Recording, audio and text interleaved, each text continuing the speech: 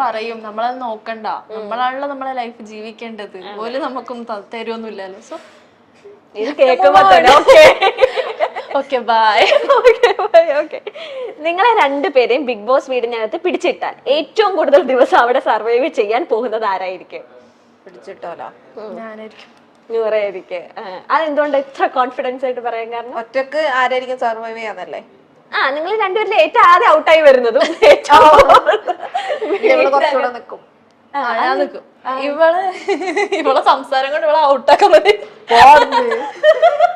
തെറി വിളിച്ചിട്ട് ആൾക്കാരെ ഇവക്ക് അങ്ങനൊന്നും പറ്റൂല. ആരെങ്കിലും എന്തെങ്കിലും ഇങ്ങോട്ട് ഇപ്പൊ കുറ്റാവട്ടെ എന്തെങ്കിലും നമ്മളെ പറ്റി ബാഡൊക്കെ ആയിട്ട് എന്തെങ്കിലുമൊക്കെ വന്നാല് അത് എന്താന്ന് മനസ്സിലാക്കിയൊന്നും കൂടി ഇല്ല, അപ്പം തന്നെ കയറി ഞാന് റിയാക്ട് ചെയ്യും. യുനോ അത് അതിന് അവകാശമൊന്നുമില്ല, അപ്പൊ റിയാക്ട് ചെയ്യും. അതാണ്. നൂറൊക്കെ അങ്ങനെ പ്രശ്നം കുറച്ച് കാമായിട്ടാണ്. കാമായിട്ടേ അവള് ചാടിക്ക് എന്നെയും പുറത്താക്കാൻ മതി. ചാറിനാന്ന് ആർക്കും മനസ്സിലാവാല്ലേ ചാടിക്കയറും. ഓക്കെ. പുറത്തൊരു ഫംഗ്ഷന് പോയാൽ ഏറ്റവും കൂടുതൽ ബ്യൂട്ടി കോൺഷ്യസ് ആകുന്നത് നിങ്ങളിൽ ആരായിരിക്കും? അത് ഞാനൊരു ഷോർട്സ് കണ്ടു. ഒരു ഇന്റർവ്യൂവിന് പോകാൻ വേണ്ടി വെളുപ്പിന് 5 മണിക്കൊക്കെ, അല്ലെങ്കിൽ നിങ്ങൾ 12 മണിക്കല്ലേ? മേക്കപ്പ് ഇടാൻ പോകണം. അത് മേക്കപ്പ് ഇടാൻ വേണ്ടി 5 മണിക്കുണ്ടല്ലോ ഹെയർ ഒക്കെ സെറ്റ് ചെയ്തിരിക്കുകയാണ്. എന്നോട് പറഞ്ഞേ മുടി ഇങ്ങനെ ഒന്ന് താത്തി വെച്ചിരണേ. അത് ഇടക്ക് ഇങ്ങനെ മുടി ഇങ്ങനെ താത്തി വെച്ചിരിക്കും. ഞാൻ ഓർത്ത് ഇവിടെ എന്തെങ്കിലും ഇരിക്കുന്നുണ്ട്. 3ാമത്തെ വട്ടായി ഏതെങ്കിലും ചിലപ്പോ ശ്രദ്ധിക്കൂല, പറഞ്ഞ് 2 ജന്തുക്കളോടെ ശ്രദ്ധിക്കും. അല്ല അത് ടിവിയിൽ വരുമ്പോഴോ എന്റെ മുടി ഇങ്ങനെ ആയല്ലോ, എന്റെ മുഖം അങ്ങനെ ആയല്ലോ, ആള് ഭയങ്കര ഇൻസെക്യൂർ ആണ്. അതാണ് ഞാൻ അത് ആക്കണ്ടല്ലോ, അപ്പൊ ഞാൻ ഇങ്ങനെ ആക്കി കൊടുക്കും. അത് ഞാൻ ഒരു ഇന്റർവ്യൂല് നിങ്ങളുടെ ഒരു റൊട്ടീൻ നിങ്ങൾ തന്നെ പറയുന്നുണ്ട്, അല്ലെങ്കിൽ ഞങ്ങൾ 12 മണിക്ക് എണീക്കുള്ളൂ, അങ്ങനെ എന്റെ ഇത് കാണുമല്ലോ. പിന്നെ മേക്കപ്പ് ഇടാൻ വേണ്ടി 5 മണിക്ക്, കാരണം ഇവക്ക് ഭയങ്കര ടൈം എടുക്കും, കുറെ ടൈം എടുക്കും. പിന്നെ നാച്ചുറൽ ബ്യൂട്ടി ആയതുകൊണ്ട് മേക്കപ്പിന്റെ ആവശ്യം. ഇത് ലെൻസ് അല്ലല്ലോ? ലെൻസ് ആണ്. ഞാൻ ചെറുതായിട്ടൊന്ന് വിചാരിച്ച ഒറിജിനൽ ആയിരിക്കും. പറഞ്ഞ കാര്യം തന്നെ വീണ്ടും വീണ്ടും പറഞ്ഞ് പാർട്ട്ണറിനെ കൺവിൻസ് ചെയ്യാൻ കിടന്ന് ശ്രമിക്കുന്നത് ആര്? ഞാനായിരിക്കും. ഞാനാട്ടോ റിപ്പീറ്റ് അടിക്കുന്ന. ഞാനും ഉണ്ട് കേട്ടോ അങ്ങനെ. എനിക്കത് ഞാൻ വിചാരിച്ച പിന്നെ പറഞ്ഞ് വെറുപ്പിക്കാണ്. ഓപ്പോസിറ്റ് എന്തിനാ ദേഷ്യം മനസ്സിലാവട്ടെ? അത് മനസ്സിലാക്കാൻ വേണ്ടിയല്ലേ ഞങ്ങൾ വീണ്ടും ആദ്യമായിട്ടാണ്. ഓക്കെ. നൂറാണ് രണ്ടുപേരും ഇവളായിരിക്കും കൂടുതൽ. ഇങ്ങനെ പറഞ്ഞോണ്ടിരിക്കും, ഞാൻ ഇങ്ങനെയാണ് ഉദ്ദേശിച്ചത്, അങ്ങനെയാണ്. അത് ഞാൻ പറയും. അതിപ്പോ ചിലപ്പോ മനസ്സിലായാലും എനിക്കൊരു ഇതാ, ഞാൻ പറയണം. എനിക്ക് കുറച്ച് വോക്കലി വേണ്ട ഒരു സാധനം ഞാൻ പറഞ്ഞു. എനിക്ക് ചിലപ്പോ ഇവളുടെ കാര്യങ്ങൾ ഓരോന്ന് അറിയായിരിക്കും, പക്ഷെ ആളുടെ ഒരു ശീലമാണ്. അപ്പൊ നൂറ് എങ്ങനെയായിരിക്കും റിയാക്ട് ചെയ്യുന്നത്? സാധനം പിന്നെയും പറയുന്നു, ഇനിയിപ്പൊ കേക്കണ്ടേ? കേക്കൂട്ടാ. ഇത് ഞാൻ തലക്കെട്ടടിച്ച് വേണ്ടി വരും. ഒരു ഇന്റർവ്യൂവിന് വിളിച്ചാൽ ഡേറ്റ് ഫിക്സ് ചെയ്യാൻ ഏറ്റവും കൂടുതൽ ഡിലേ വരുത്തുന്നത് ആരുടെ ഭാഗത്തു നിന്നാകും? ഇല്ല, അവളെ ഞാൻ പറയത്തുള്ളൂ. അല്ലാതെ ഒന്നാമത് നമ്മള് രണ്ടുപേരും ഷിഫ്റ്റും ഓഫൊക്കെ വേറെ വരും. അപ്പൊ എനിക്ക് ഒരിത്തിരി സമാധാനത്തിൽ ഇരുന്നിട്ട് ഡേറ്റ് നോക്കണം. ഞാൻ എന്റെ അടുത്തൊന്നും ഡിലേ വരില്ല, ഞാൻ പറയുന്നില്ല. പക്ഷെ ഷിഫ്റ്റിന്റെ അതൊക്കെ വരുന്നുണ്ട്. ഓക്കെ. നിങ്ങൾ സമാധാനം മനസ്സിലായി. ഓക്കെ. അതാരിട്ട ക്വസ്റ്റ്യൻ ആണെന്ന് എനിക്ക് മനസ്സിലായിട്ടുണ്ട്. അതെ അതെ. നിങ്ങൾക്കിടയിൽ ഏറ്റവും കൂടുതൽ മിസ്സിംഗ് ഫീലിങ്സ് വരുന്നത് ആർക്കാണ്? മിസ്സിംഗ് ഫീലിങ്സ് എങ്ങനെ? ഇപ്പൊ ഷിഫ്റ്റ് നിങ്ങൾ എപ്പോഴെങ്കിലും ഇപ്പൊ ഇൻ കേസ് ഒന്ന് ഇമാജിൻ ചെയ്യാൻ, നിങ്ങളൊന്ന് പുറത്തു പോയി, ജസ്റ്റ് പുറത്തു പോയിട്ട് നിങ്ങൾ ഒരാൾ ഒറ്റയ്ക്കായിരിക്കും വീട്ടില്. അപ്പൊ പെട്ടെന്ന് ഒരു മിസ്സിംഗ്, ഇത്രയും നിങ്ങൾ 24/7 ഒരുമിച്ചാണ്. അപ്പൊ പെട്ടെന്ന് എന്തോ ഒരു ആവശ്യത്തിന് ഒരാൾക്ക് വേണ്ടി മാത്രം പോയാൽ മതി. എനിക്കും വരലുണ്ട്. അത് നമ്മള് രണ്ടുപേരും വരും.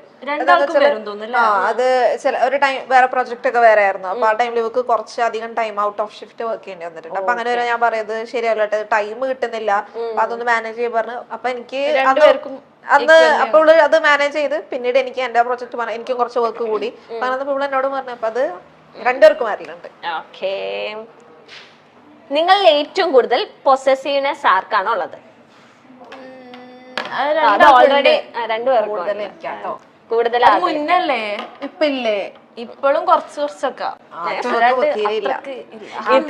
ഭയങ്കര ഇതിലില്ല.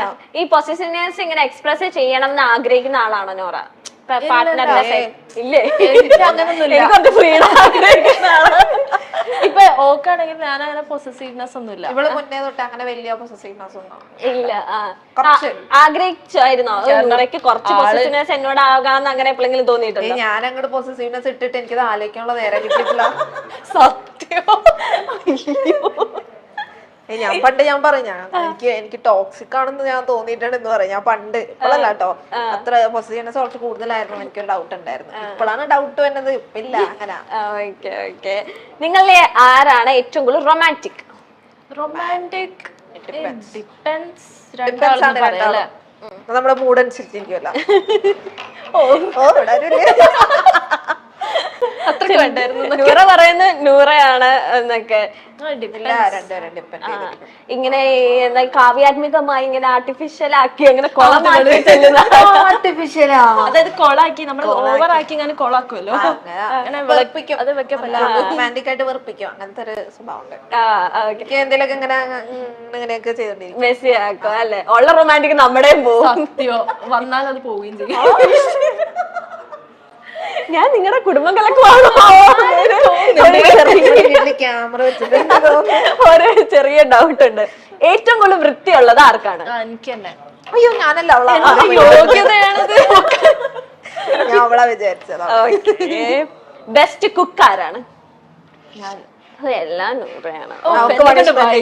വയ്യാണ്ടാവും പണിഷ്മെന്റ് കിട്ടുമ്പോ. Best fashion stylist? ഷോ എല്ലാം നൂറയാണല്ലോ. ഇതിനെ പറ്റി നിങ്ങൾക്കൊന്നും അറിയണ്ട. അല്ല, ചോദിക്കുന്ന ഉത്തരവൊക്കെ ഇതൊക്കെ ഇപ്പൊ എന്റെ അടുത്തത് ഞാൻ തന്നെ ഇറക്കുന്ന ആട്ടോ. കുറച്ചൊക്കെ ഇവിടെ തീർച്ചയായിരുന്നു. ശരി, ഇപ്പൊ ഞാൻ പെട്ടെന്ന് തന്നെ മൈൻഡിലേക്ക് വരുന്ന കാര്യമാണ് ഏറ്റവും കൂടുതൽ ലൈക്ക് കലാപരമായിട്ടുള്ള കഴിവ് ആർക്കാണോ? കലാപരം എന്താണ്? ലൈക്ക് പാട്ട് പാടാൻ, ഡാൻസ് പാടാൻ, എനിക്ക് അതൊക്കെ ഉണ്ടല്ലോ. നല്ലോണം വരക്കുമായിരുന്നു. വരക്കാത്തതാ. ഓക്കെ. ടൈം കിട്ടുന്നില്ല. ഇങ്ങനെ നമ്മുടെ ലൈക്ക് ആദിലേനൊക്കെ വരച്ചിട്ടുണ്ടോ? അങ്ങനെ ഞാൻ വരയ്ക്കാറില്ല. അതിൽ ആദ്യം വരച്ചു പഠിക്കേണ്ടത്. കെന്നേനെ വരച്ചിട്ടുണ്ടല്ലേ, ചിമ്പാൻസിനെ വരച്ചിട്ടില്ലേ? ഉണ്ടായിരുന്നു കെന്നേനെ വരച്ചിരുന്നു. മനസ്സിലായി. കെന്നാതെ ഞാൻ കേട്ടില്ല, നിന്നെ ഞാൻ വരച്ചിട്ടുണ്ടല്ലോ. അതാ ഞാൻ സപ്പോർട്ട് ചെയ്യുന്നത്. ഓക്കെ, ഇനി എന്ത് ക്വസ്റ്റ്യൻ ചോദിക്കണം? എനിക്ക് ഒരു ക്വസ്റ്റ്യനും കൂടെ നിങ്ങളോട് ചോദിക്കണം എന്ന് തോന്നുന്നു. അടിയിട്ട് അതാണ് ചോദിച്ചോ? അങ്ങനെയല്ല, തൽക്കാലം വിട്ടു.